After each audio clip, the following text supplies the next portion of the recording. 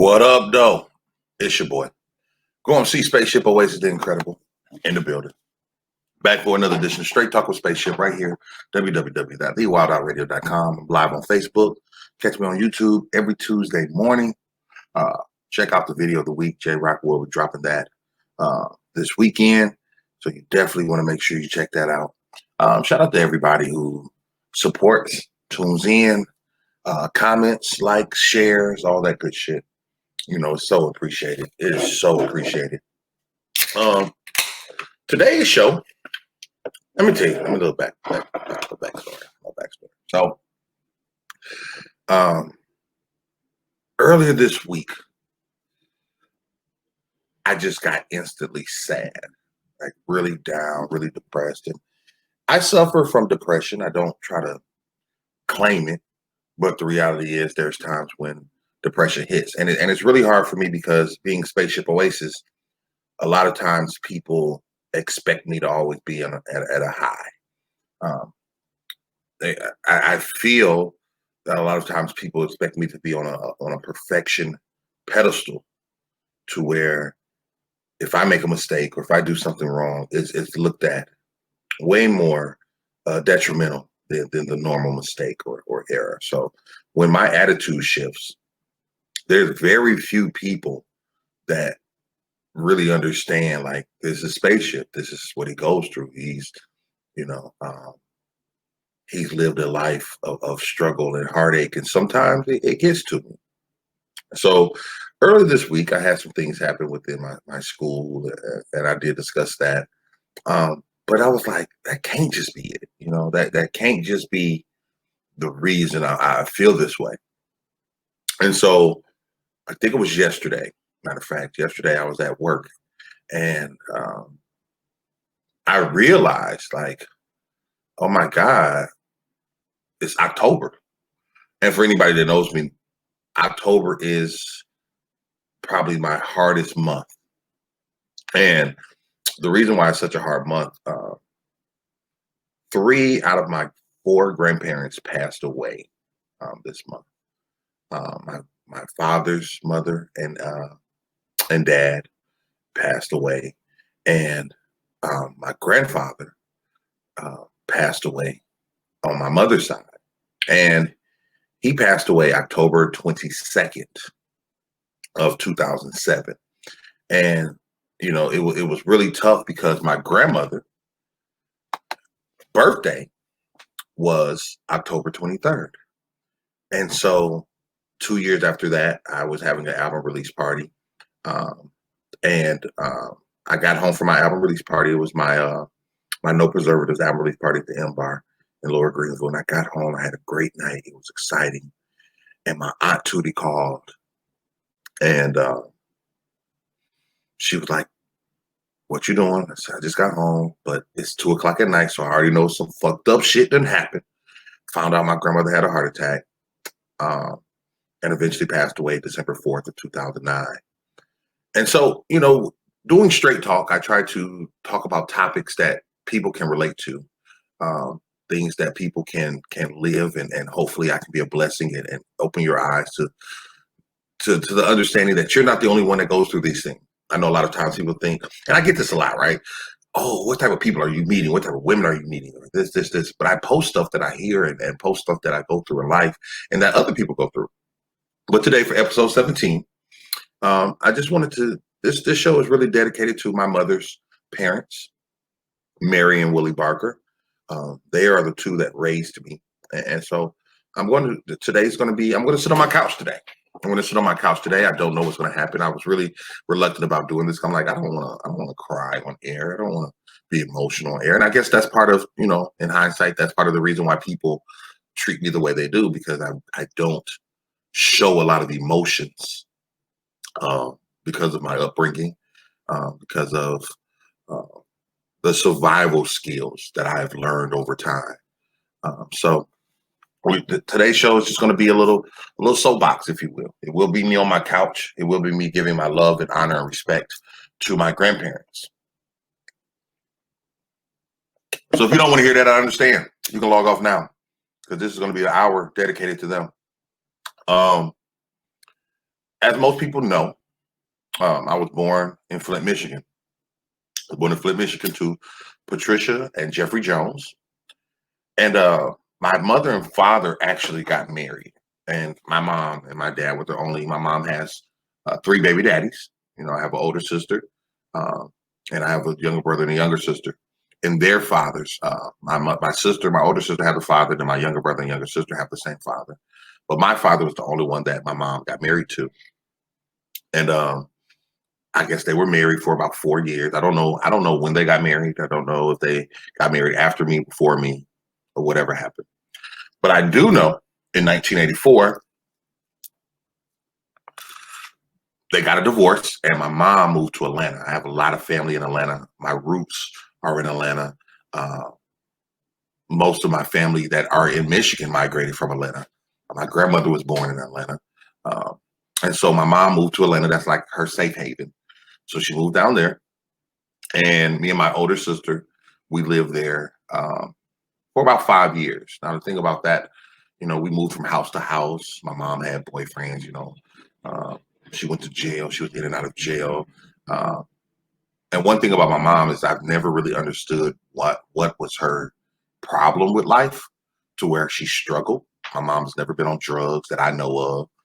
My mom wasn't really a bad person as far as shifty or whatever. It's just she was one of the mothers who didn't pay their rent. So in 6 months we were somewhere else. In 6 months we were somewhere else. In 6 months we were somewhere else. I remember our Christmases were donated by the Salvation Army, which was very minimal. I remember, you know, not getting things and not doing things. And so in 1989, my mom actually went to jail. And I don't know if me and my sister knew she was in jail or she was just missing. So we were at home for a while by ourselves. I think my mom had a boyfriend at the time and he would come check in on us or whatnot. But eventually, my grandparents came to Atlanta and got me and my older sister and took us back to Flint. And so I moved back to Flint in 1989. And my grandparents, now I understand my grandparents, my family was really weird, right? Because my grandmother and her sister, Hattie, they were the ones that lived in Flint. And Aunt Hattie had three daughters. And my grandmother had three daughters. And from there, my mom had my older sister. Then she had me. I was the first boy born into the family.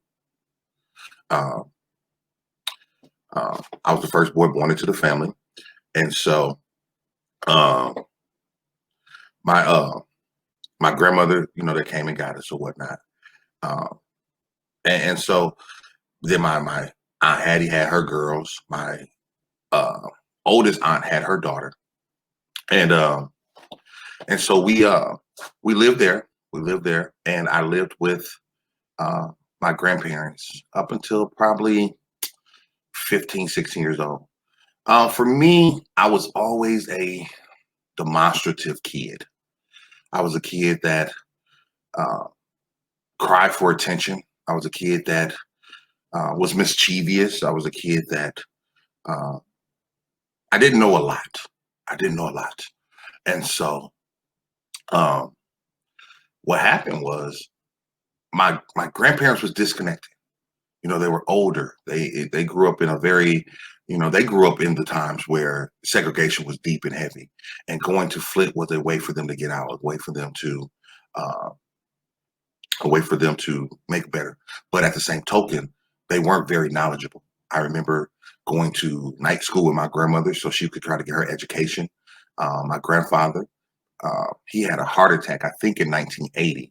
So he had to retire from the shop. So he was pretty much at home most of the time. Uh, he had a lot of common sense, but he didn't have a lot of book sense. But what my grandfather taught me was to stand on principles, to stand on morals, to stand on um, who you were and your character as a person, and not to be unwavering with that. My grandmother, she was possibly the meanest woman I knew,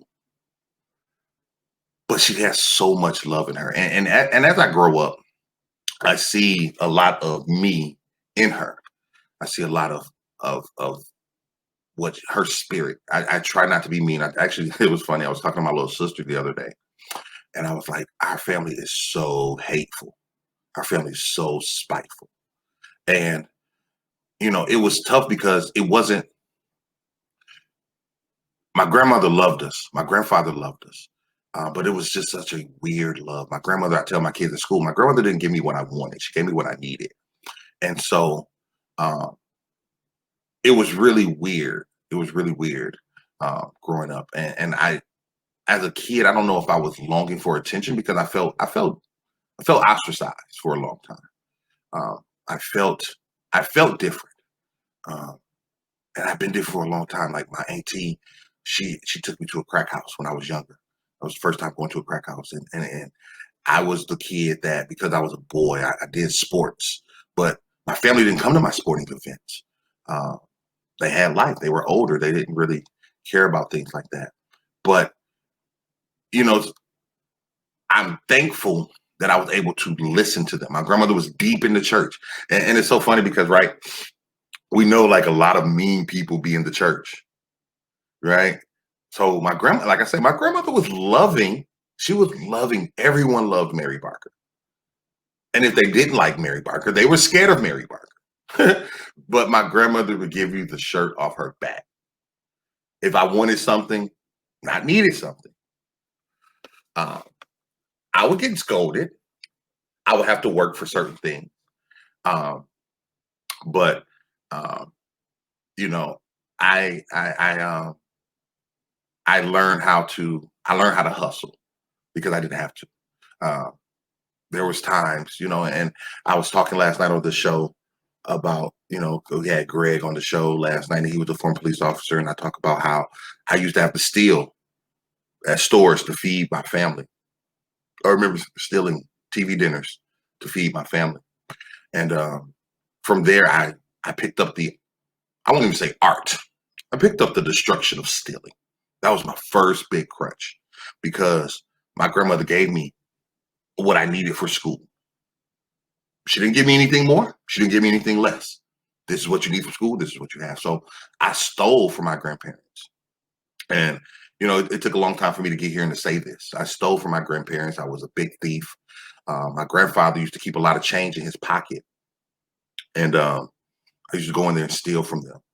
My grandmother, uh, once again, she wasn't educated, so I don't know, and I didn't know a lot of stuff back then. There was a lot of stuff I didn't know and understand. She didn't put her money in the bank. She put her money in a fire safe, and I learned how to pickpocket or pick the lock, so I would steal money from her. Um, I would go to stores and steal. I would hustle. I would take that money and gamble so I could have nice shoes and nice clothes and things. And I got kicked out of school. I got into fights. I just did a lot of stuff that was not pleasing. And it's funny, because now, as you see, I'm a teacher. So to go from that to that, and I'm gonna just segue real quick. Never give up on yourself. Never stop believing in yourself. Never stop understanding that God can change you. That God can put you on a focus. That God can create a new heart within you. And it's gonna take a long time. My grandfather told me once. He said the hardest thing to do is to change a label. The hardest thing to do is change a label. Once you put a label on you, you can't tell people when to change that label. And I've learned in life that perception, it means so much. Perception is a lot. It's not what you think about yourself all the time. That works. That's the line. That's good for your self-care and your character. But how do people see you? And when I was getting kicked out of school, and I live to these words today, and today you're going to hear a lot of things my grandparents told me, which made me the person I am today. When I used to get kicked out of school, I couldn't get mad at my teachers next year that already knew my name.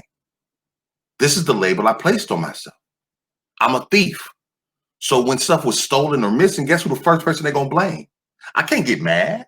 You can't get mad when you have displayed a label, a characteristic trait, and something that falls in line with that characteristic trait is called out on you.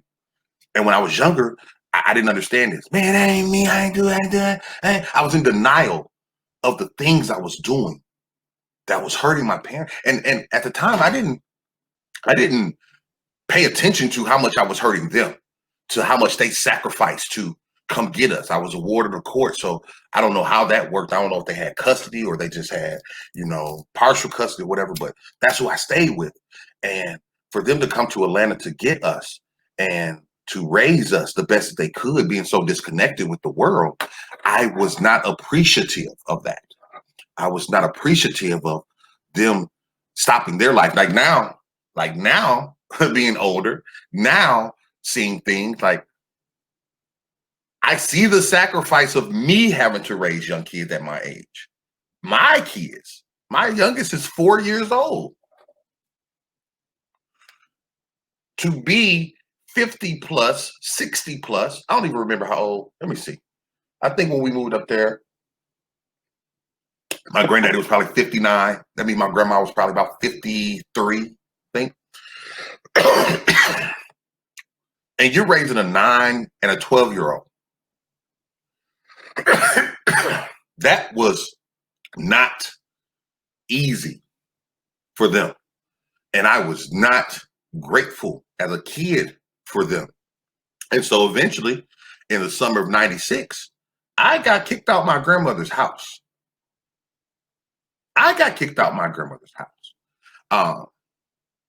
And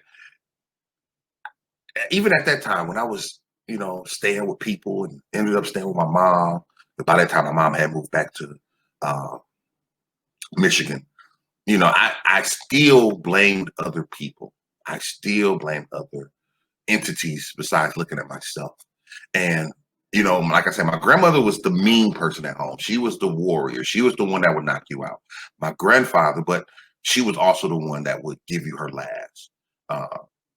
She was my grandmother, the things that she did, just, waking up on Sundays and smelling them rolls, or being outside, helping her in the garden, her making ice cream for the kids in the neighborhood when we was playing sports and stuff. Those things offset what I can see now. And those things have what I see now.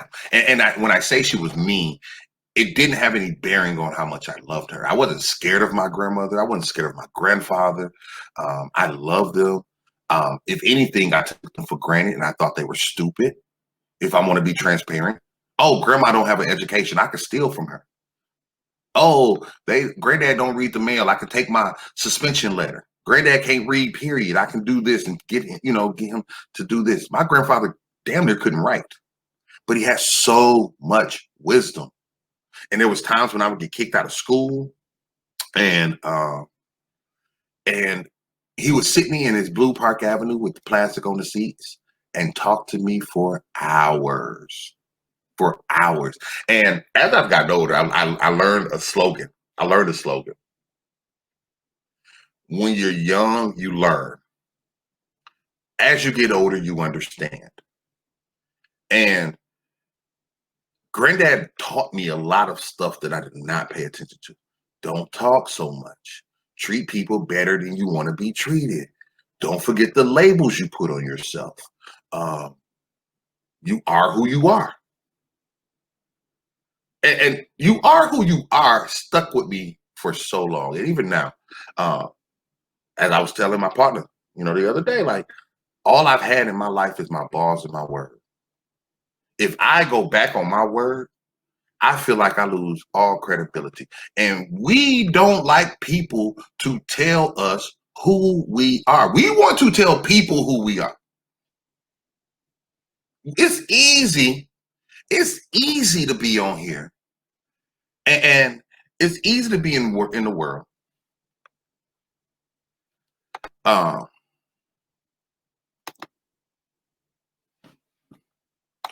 It's easy to be on here and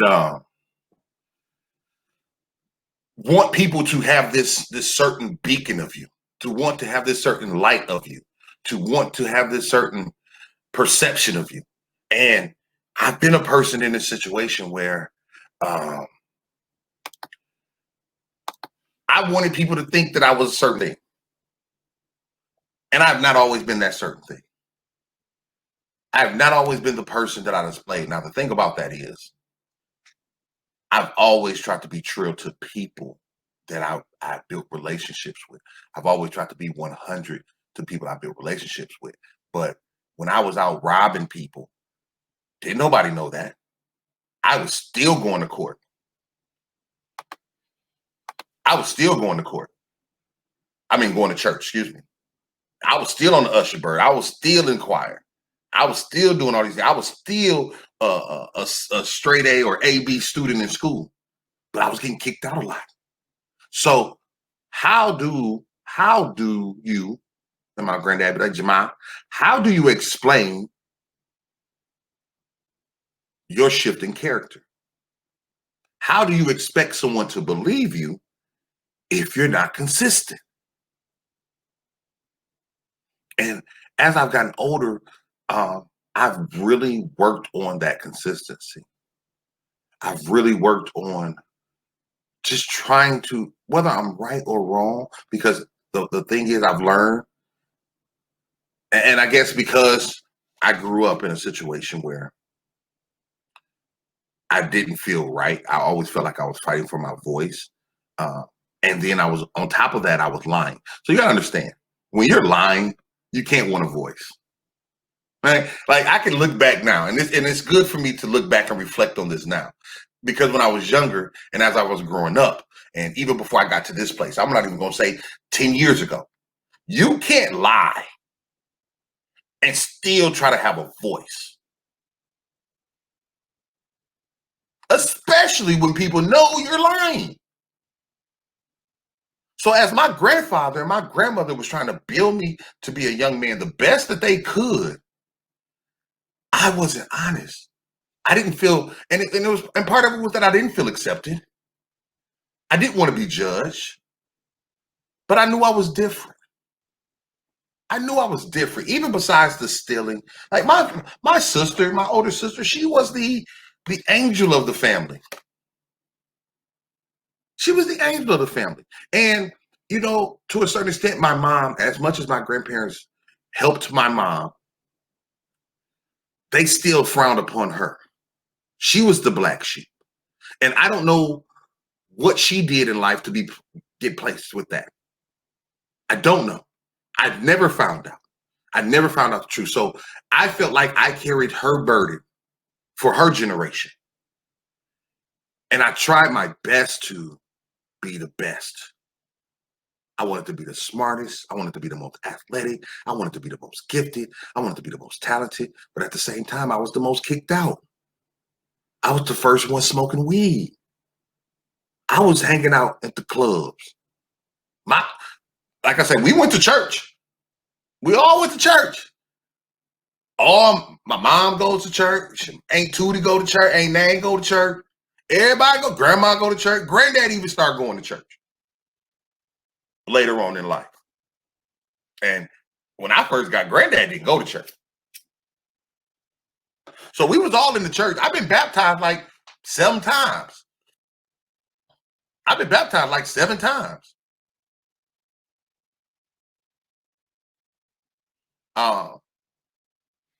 So I did different stuff. I wasn't all the way in the hood. Like I wasn't all the way lost because I knew I wanted to get out of Flint. And I think my grandparents talking to me, chastising me, keeping me in those positions, and me being smart enough to recognize them, because some kids, you can put them in all type of activities, church, you can talk to them, have mentors, and they still get lost. Something in me did not want to get lost like that. I wasn't about that life. I wasn't no scary dude. I got into fights. I got into arguments. But I didn't want to be a product of the street. I didn't want to be, I don't know if I was in a gang, right? Like I hung with a lot of Crips. I do the handshakes. I did the shit with them, but I never got jumped in. I never got jumped out. But I did that to protect myself. Like the hood I stayed in, Fifth Ward, you better know somebody. You better know somebody. But my grandmother kept her blinds open in her room upstairs. So I couldn't be on the block doing shit. I didn't want to be on another block doing shit. I hung with cats from the church. I didn't hang with cats from the hood. Like if I went down to Dordt Park, I'm hooping, I'm shooting dice with them. If I go up to Pearson Road to the car wash, I'm kicking it with them. We smoking, we hustling, we doing our whoop-de-woo, but you didn't catch me just posted out on the block. And that was because my grandparents, not only did they instill stuff in me, they had a pulse on the community. So I knew Miss Stone down the street. I knew Miss Cersei. I knew Miss Cheatham. I knew Matt Taylor. And I don't know if me just being smart, like just smart. And this is the hard part, y'all. This is the hard part. I don't know my parents. I don't know my parents, so I don't know what traits I have of my fathers. I don't know what traits I have of my mother. I don't know if what of mine is genetic. I don't know if the way I talk about sex is genetic or not. My dad has 1 kid, but I heard he was a womanizer. Yeah, I don't know. My mom has 4 kids by 3 different people, but she was a lover. I don't know. My grandparents being married, having that foundation, kept a sense of structure around me. Right, wrong, or indifferent, they kept me feeling guilty not to get too far gone.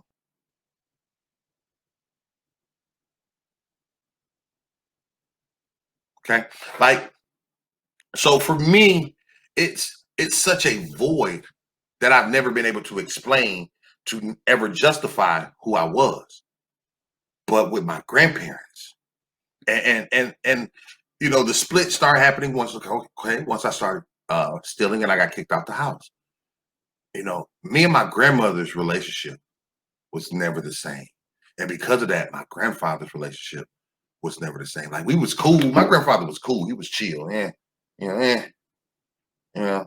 But my grandmother was more hurt. I didn't recognize, but she was more hurt than uh, probably my grandfather, or showed it. You know, my grandmother kicked me out. My grandmother didn't want me to come back. Um, but I was always in the loop. I was always around. You know, eventually was able to come over to her house, and I needed that tough love. Like I said, they gave me what I needed, not what I wanted. So as I got older, I wasn't materialistic. I don't give a fuck about cars. I don't give a fuck about having a bag. Back then I did, because I was trying to keep up with the people in the school. I didn't want to look poor. I didn't want to look poor. I felt poor. I didn't want to look poor. I longed for acceptance and love that I didn't think I was getting from them, but I have to understand now that they gave me everything they had. I didn't go without a meal. I didn't go without clothes. I didn't go without a foundation. You know, I had friends. I wasn't stuck in the house or in the basement. I traveled. I was part of the Gamma Delta Kudo. I knew other people in the community. My grandmother put me in the presence of other. They might not have been able to do it. And this is what I think we fail to realize sometimes, even as kids. I wanted them to do it. I wanted them to do it. They weren't capable of. They didn't know what the fuck to do. We get mad at people because of their ignorance. And ignorance is not a negative word. We take ignorance. We equate ignorance with stupidity. My grandfather was not stupid. He was ignorant. He didn't know a lot. He didn't have to write. I don't know. Like when my granddaddy started working, or when he dropped out of school, I know. Well, I've heard rumors. I've heard speculation. But my grandfather couldn't fucking write to save his life. He wrote like your 3-year-old. But he knew how to count that bread. He knew how to get out there and work on a car. He knew how to do all types of things. So I wanted parents that would study with me, that would come to the plays and the events with me. I wanted my grandparents, of course, because they did this with my sister. That's another thing. They did this with my older sister. So I was jealous of her. I was envious of her. And I didn't understand why me. Is it because I'm a boy?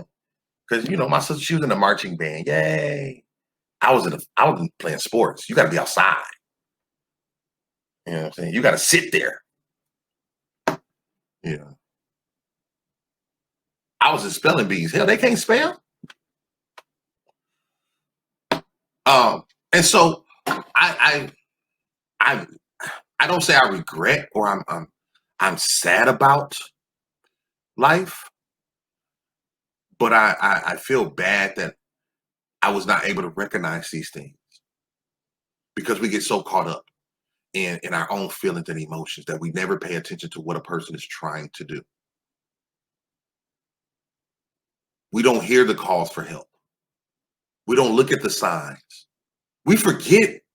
I forgot every day of my childhood that my grandparents were 60 and 70 fucking years old.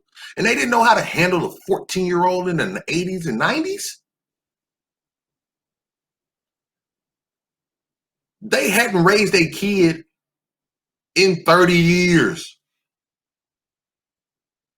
I'm sorry, people, but 30 years is a long time. My grandparents were stuck in their ways. My granddad ate pig ears and pig dicks. My grandma worked at General Motors. They got to deal with my crackhead auntie. They got to deal with my mama kids.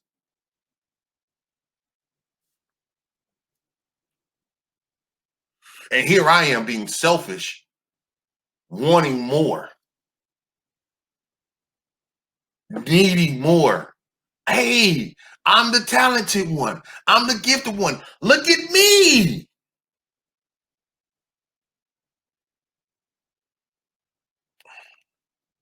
They gave me what they had. They gave me everything they had, and I was not appreciative of that. I longed for it.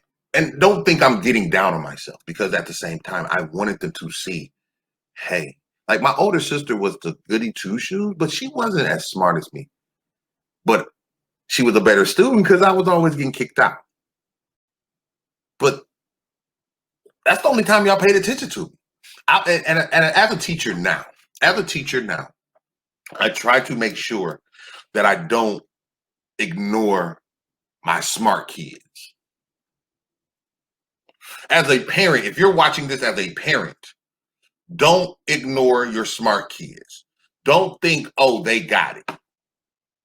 They're good. Oh, they're not bad. I don't have to worry about them. Be mindful of that because those are the kids that really fall through the cracks. When we're trying so hard to change our problematic child, or we're trying to discipline or educate our child that may need needs and accommodations, we cannot get lost in all my attention here, ignore here. Because when we get ignored, we start backlashing, we start rebelling. And then once I got older, 16, 17, 18 years old, I'm out of my grandma's house. I'm staying with my mom. My mom working third shift. My mom's not at home, and I was still sneaking and doing stuff, and shooting dice got more prevalent, and I'm working. So I got my own bread now. I'm hitting the clubs. I'm dancing. Motherfuckers know who I am. I'm out in these streets. I done already been on my own, so I know niggas in the hood now. I've had to survive. So I got my street cred. My grandmother, and I was a member of a group called the Gamma Delta Kudos. And I, around that time, my grandmother realized I was smart, and I was a talkative person. I was always a talker. I've always been a talker. Like I talk, but I've talked wisely and intelligently. I just didn't do everything I needed to do to win. Even today, something I'm still working on. Doing all the right things. Doing the right thing is hard for me. Because I've just been a leaf. I do whatever the fuck I wanted to. I thank God for tact. But my grandmother, we butted heads again. Because you could see me at this time wanting to really be an entertainer, being on the step team, doing music a little bit. I was writing music. I was doing poems. I was a dancer. I was at the clubs all the time and shit like that. My grandmother wanted me to be a lawyer. I don't know if I ever knew what my grandfather wanted me to be. I think my grandfather wanted me to be whatever nigga, whatever make you happy type person. My grandmother wanted me to be a lawyer. At this time, I don't know if I wanted to be a teacher. I don't think I wanted to be a teacher, but I did not want to be a lawyer. So we bucked against that because grandma thought she knew what was best for me. Grandma watched a lot of fucking Perry Mason, Matlock and shit.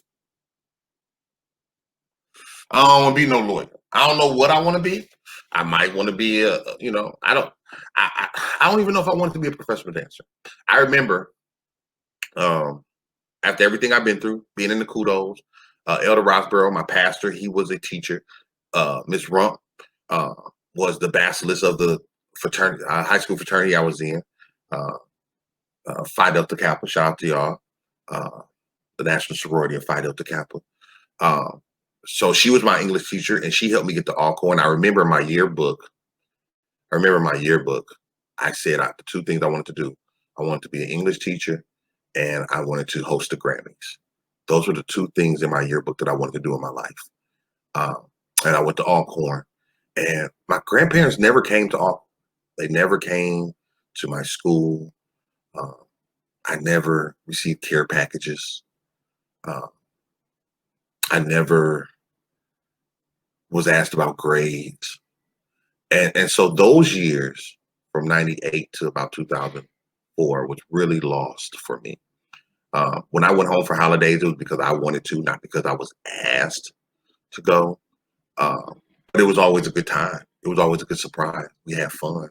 I love my grandparents. I love, at that time and even at this moment, thinking back, I loved surprising them. I love surprising them. But it was sad as well because sometimes I long for that. Hey, you coming home for Christmas? Hey, you coming home for Thanksgiving? Hey, you need anything? Are you okay down there? And I didn't get that a lot from them. And I think that once I rationalized that, I started lashing out there, and I almost flunked out. But I did not want to go back to Flint and be a failure. I didn't want anybody to say, I told you so. I knew it. I knew you couldn't do it. Because for me going from Flint to Mississippi and everything that happened with that and transpired, it was a tough situation. It was a lot of obstacles and roadblocks that were presented in front of me and decisions I had to make. But I persisted, and as I started going home more, I feel my grandmother started to accept me as who I was. My grandfather, I think he always accepted me. I think he knew. The funny thing is, I tell people I've never saw my grandparents argue. Never. That's not to say they didn't argue. I do wonder if they ever had talks about me. Like I said, there's so much I don't know. But my grandfather, he supported me the best way he did, or he could, I guess. He wasn't into things. He didn't like certain things. Or my granddad was just cool. He'd come to a game and sit in his car. And even with my granddad, like they were different. My grandmother, her car was gospel. Gospel, gospel, gospel, gospel, gospel. I remember listening to the Reverend Reuben Russell and James Cleveland, Mississippi Mass Choir. My Aunt Tootie, who was the one that was on drugs, she was part of Kenneth Martin and the Voices of Praise. My grandmother she could, grandparents' voices, them old ass voices. She sung like that. She couldn't really sing, but when she sung, you felt that shit, right? Like, yeah, that I can't sing worth shit. I ain't even gonna try. But y'all know what I'm talking about. Hopefully y'all do. But my grandfather, he was a Bobby Blue Bland, Sade, Anita Baker guy. Those three tapes is what you're gonna hear in his car. There is no changing it. There is no switching it. There is no granddad. Can I? No. I did not know how to use a radio in a car for the longest of time. You didn't touch their radio. I wonder about that now. Like my daughter gets in my car and she be like, Dad, I want to play something. I wouldn't have fucking dared ask my grandparents, can I play something? I wouldn't have dare been able to ask my grandparents, can I play something? Right? So I didn't drive their cars. I didn't. Even after I had my license, I didn't drive their cars. My mom gave me my first car. I wrecked that the first day I got that motherfucker. But I wrecked it because I didn't have a radio. I had a boom box. I was changing the CD in a boom box on a rainy day, dummy. But when I got to college, it was, you know, and I'm telling you how I felt, right? But the whole time, mind you, once again, I'm the oldest male in the family besides my grandfather, the first one born into the family on this side, on this tree. My grandfather started battling Alzheimer's. And it was tough. It was tough because I started to make it a conscious effort to go home. And once again, what I didn't realize that they probably couldn't come to Mississippi because I don't know when he truly started battling Alzheimer's. My relationship with my grandparents at this time was not as strong as it used to be. You know, my grandmother, she probably forgave me, but she didn't forget the things I did to her. You know, and by this time of me showing I'm in Mississippi, you know, one thing you got to realize, and I realized this once I moved here to Dallas, and I went to church. Me and my ex-wife went to church with one of my mom's good friends. And she would, when we talked, or me and my wife had discrepancies, she would talk to me as if I was 15 or 16 years old. And that's because that's the last time she saw me. The last time she saw me, I was that 15 and 16-year-old boy. And so I have to realize my grandmother still thought of me of that 15, 16, 17-year-old boy. But instead of bucking against it, I started to prove to them who I was. I wanted to prove to them that I was growing up. I wanted to prove to them that I would not let them down. And it was a little bit, it was hard, like I say, going home. And, you know, you see your granddad chilling. Then the next time you go home, you know, y'all still chilling. But his conversations kind of, where'd that come from, granddad? You know what I'm saying? Like, you don't even pay attention to it. You just be like, in your mind, you like, what? Huh? Huh? Then you come back the next time and he speak to you, but it's not with the same grandfather love. It's more of an impersonal. Hey, how you doing? I ain't seen you in so long. What's going on? It ain't, come here, boy. Man, give your granddaddy a hug. It's more of a meeting a stranger. And I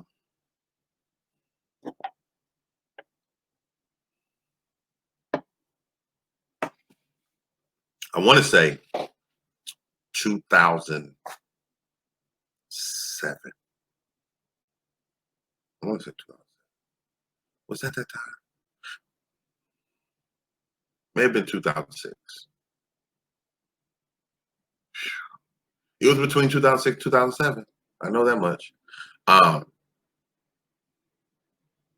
Yes, I think, okay. So 2005. Yes, 2005. I went home. My grandparents renewed their 50th anniversary vow. They renewed their vow on their 50th wedding anniversary. And that was the first time I really kind of broke down about it. Seeing my granddad, like my granddad had no fucking clue who I was. He would wake up and he would put on work clothes like he was going to work. Mind you, my granddaddy hasn't worked since 1980. It's 2005. Accidentally walking in my grandma's room to talk, and she's changing my granddaddy's diaper.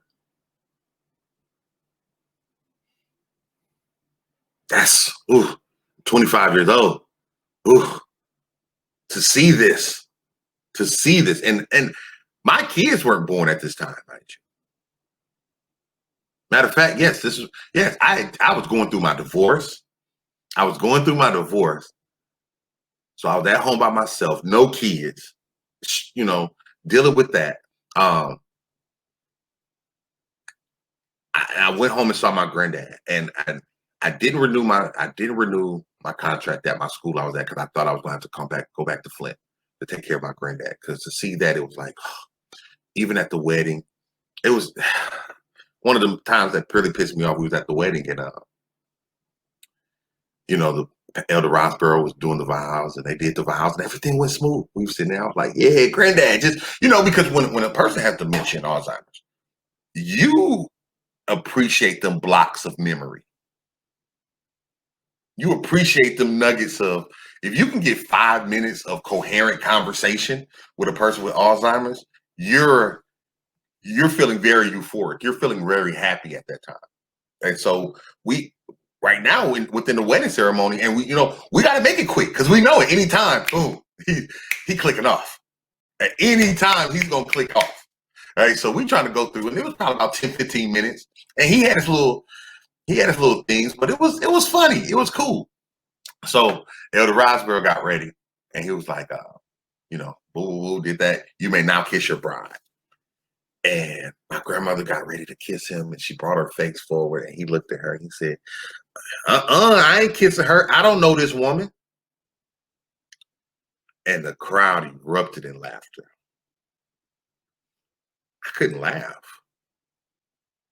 I looked at my grandma's face. She's married and in love to a man that don't know her anymore. That's tough. That's tough on your 50th wedding anniversary. And she didn't put him in a home. She took care of him. She took care of him. He stayed in that room, in that bed. She walked him. My auntie walked him. My mama walked him. My other auntie, I don't know what she did. They took care of my grandfather.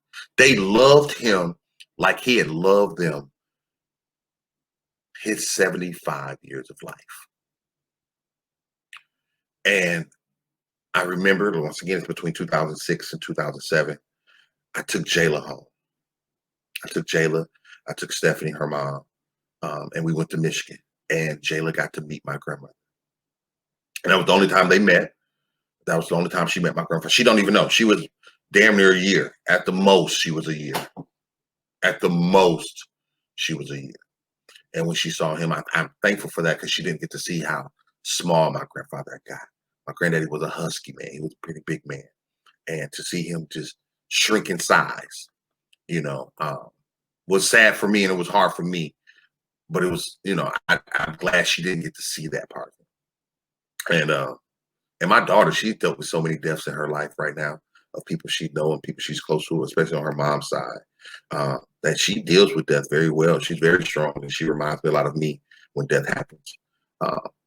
So my grandmother, like I said, my grandmother's birthday, his wife, Mary Barker, her birthday is October 23rd. Her sister, Aunt Hattie, her birthday is October 22nd. Right? So the week of that Friday, was it that Friday? It was one day, I don't remember. My grandmother calls me, and my grandmother's not a phone person. She didn't call a lot of people. They called her. She called me. She said, we're going to have a prayer vigil with Daddy. And I want you to be on the phone. I want you to talk to him. We don't have much time left. And I think it was that Monday she called me. And all, the family was there. They were praying with him. They was talking to him. And I got on the phone with him, and he talked to me, and he was just, he talked to me. He talked to me like he knew me. He talked to me like he remembered me. And maybe a day later, my grandmother called and said, he's gone. And, I went home, did the funeral, and that's that. I'm not going to get too deep into those emotions. But my grandmother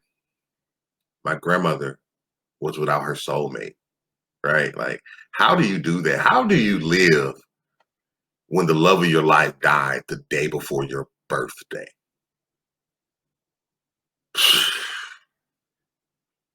And I was gone. My little brother, he went to the Marines. And then my sister, who had my nephew, like Sean, decided to move to Charlotte. And so now my grandmother is absent of any male love. Any males up there to help her, any males to do anything. And maybe I should have went home. I had a newborn. I couldn't really, Jayla was one, you know, at the time. I couldn't just, they wasn't gonna come to Flint. They wasn't gonna move to Flint. I didn't want to be away from my daughter because I was raised with parents that were away from me. Uh, and I've always promised myself I would be there in my kid's life if I ever was blessed with kids. But my grandmother was alone, and I was doing music down here, and you know, my sister's boyfriend was staying with my grandmother, and I think that helped her. I think that helped her a lot. She eventually, she got back in the groove of stuff. I remember seeing pictures of them in Jamaica. She took more trips, with the family.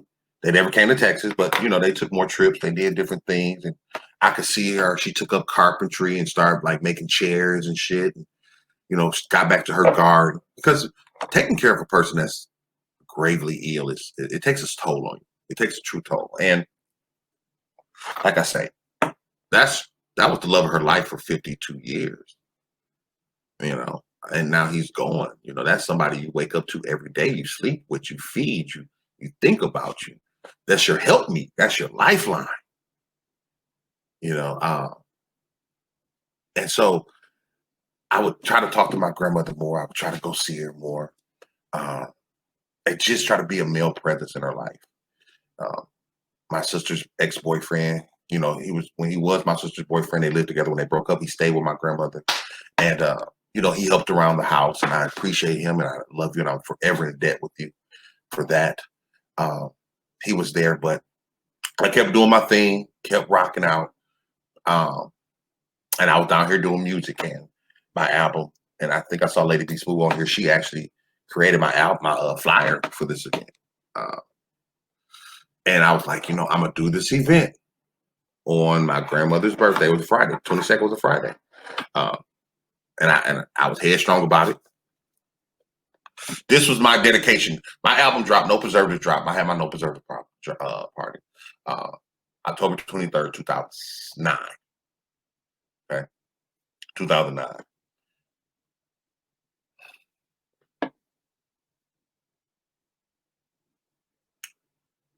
Was that No Preservatives? I guess it was.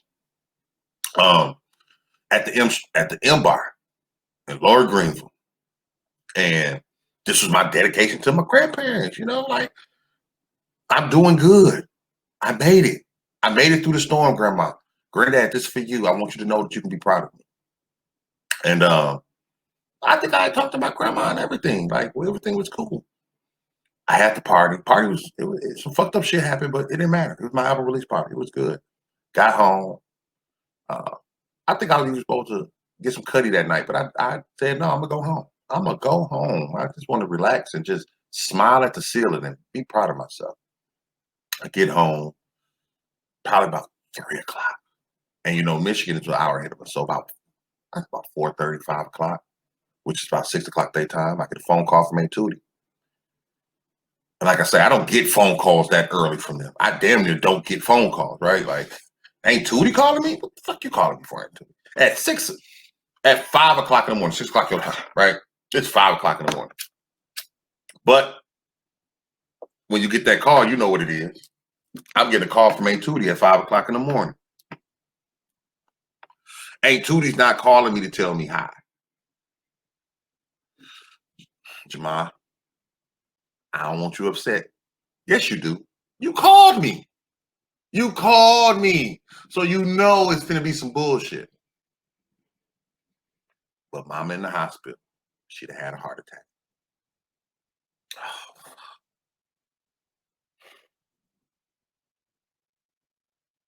So I go home to Flint. The album just released. The album just dropped. This is the album release party. My album just dropped.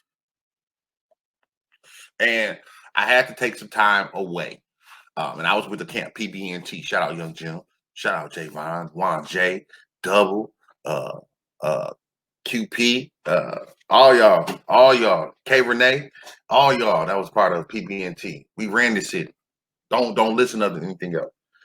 But I had to step away from that group right when the buzz was hitting. And I went home to Michigan. And I didn't tell my grandma I was coming. I didn't tell her. Once again, I didn't tell her. And I walked into the hospital room. She said, I knew it, nigga. I said, you knew what? I knew you was coming. How you know? You know, and it was cool. I stayed up there probably about 4 or 5 days. And just was with the family and going up there to see grandma every day. And the last day I was up there, like a Sunday, the doctors told me, like, well, she's getting better. And my sister, actually, Sean, had already been up there. Like, I think she came before me. No, she came after me. She came after me. We looked like we might be able to release her by the weekend. But, you know, grandma old. I get it. Grandma old. Health scare. It happens, you know. So I left. I come back to Dallas. I'm feeling good now. I've seen the family. Grandma gonna be all right, you know. Little heart attack. I mean, I get it. I don't wish no heart attack, but you're gonna be alive. You straight. So I come back down. My sister, Sean, goes up there. And about 3 days later, I left on a Sunday. So about that Wednesday, Sean calls me and says, grandma's liver shut down. Her kidney shut down. And looking back, I think my grandmother kind of, like, even though the doctor said she should be getting released, I think my grandmother knew. She gave me a look. I remember her face in the hospital. She gave me a look like she knew, right? And so, you know, her liver and kidney shut down, and they was like, you know, she don't have much time. So eventually, you know, she passed away December 4th. She was in the hospital for about, you know, a little bit over a month. And that, you know, that was one of the hard things. But if they say she better, you know, I'm gonna believe that shit. So she passed away December 4th. And it was just, it was like my life was gone. Like, both of my grandparents before 30. And these are my parents. You know, like I say, my mom and dad are both alive. I know both of them. But we don't have a good positive relationship. So my grandparents were the ones that were there. And for me to lose both of my parents before the age of 30, I think it did something to me. And it's taken me 10 years to really get over that hump. It's taken me 10 years to be able to talk about it. It's taken me 10 years to be able to reflect and not listen to the narrative that people have tried to give me, but the narrative that I remember, the narrative that I know, and be transparent about that. I was not the perfect grandson. I have not been the perfect person. I wish that they had more time to see the man I am today. I know people say stuff like they're looking down on you, and that's great. I appreciate that. I'm looking at them every day. I know that's why my feelings and emotions change the way they change. And to anyone I may have lashed out to, my bad. But this happened to me every October. If you're in my world, you got to know this. If you're not in my world, you won't know this unless you watch the show. But I wish I wouldn't have done the things I did so that I would have more time for them to see me grow, for them to be proud of me. Because I don't think my grandparents really ever got to see me achieve. They see me do stuff, you know, but to be the person I am and to be able to, you know, just keep the legacy of my grandfather alive, to utilize the things that my grandmother taught me and the morals and standards she raised me on. They never got to see that. I love y'all. I miss y'all so much. The whole family miss y'all. Like, y'all were a hoop. Y'all were a riot. Y'all were the foundation. Y'all were the house. Grandma, you know you were the house. You know, we have no headquarters in Flint anymore. There is no headquarters. There is nothing. There's a plot. There's grass. And I drive by that grass every day and think about the good times. From me busting the light on the garage to me having to shovel snow with a little ass shovel to you cooking those hot delicious buttery ass rolls, to us downstairs in the downstairs sink cleaning fish that Granddaddy just brought home. I miss y'all. I miss y'all. Granddad, from you coming in my room at 2 o'clock in the morning because you know I'm still up. I just got the TV on low. Thank you. Thank you. Thank you for everything you've done. Thank you for everything you've instilled in me. I love you. I love y'all. This your boy. Go and see Spaceship-Episode, the Incredible. This has been another edition of Straight Talk with Spaceship. This is Mary and Willie. We'll catch y'all. Don't forget, video of the week, each and every Saturday, or each and every weekend. Sometimes it might be a Sunday. Oh, well, just keep tuned on the YouTube. Every Sunday, though, the Super Duper Sunday Music Review Show. Every Thursday, the Thursday Night House Party. And on Friday, Black Men and Bones. I am going to take a couple weeks off, though, from both of my shows to deal with my mental health, to deal with my emotions at this time. And I don't feel too motivated to talk new topics. So I'll probably catch y'all in November. So you may not see me again till November 10th. No, let me see. Hold on. After the election. It'll be probably the first Saturday after the election. I'm gonna just give myself some time to get myself together. So I love y'all. Y'all be good. Y'all be blessed. Be easy. Peace. Go. I holla.